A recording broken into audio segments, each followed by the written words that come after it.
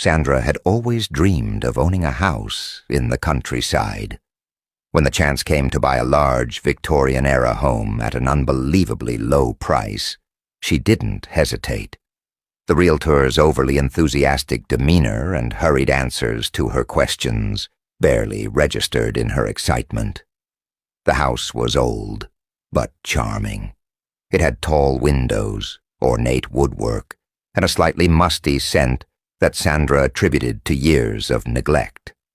She assured herself that with a bit of work, the house would become her sanctuary.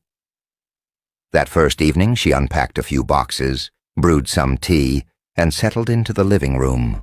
Rain began to patter on the windows as the storm outside grew stronger. It was peaceful, at least until the grandfather clock in the hallway chimed an odd, discordant tone. She glanced at it and frowned. "I'll fix you tomorrow," she muttered before heading to bed. Sandra's room was sparsely furnished, just her bed, a small table, and the wardrobe left behind by the previous owners. As she slipped under the covers, a chill settled in the room, much colder than the rest of the house. She wrapped herself in the blanket and drifted off to the sound of the storm. But her sleep was short-lived. A faint whisper tugged her from her dreams. It was so soft, she almost dismissed it as part of the storm. But then it came again. "Leave." Her eyes shot open, her pulse quickening. The sound wasn't from outside. It was close, too close. Sandra sat up, straining to hear over the rain. "Hello? Is someone there?" Silence. Gripping her phone tightly, she turned on its flashlight and swept it across the room.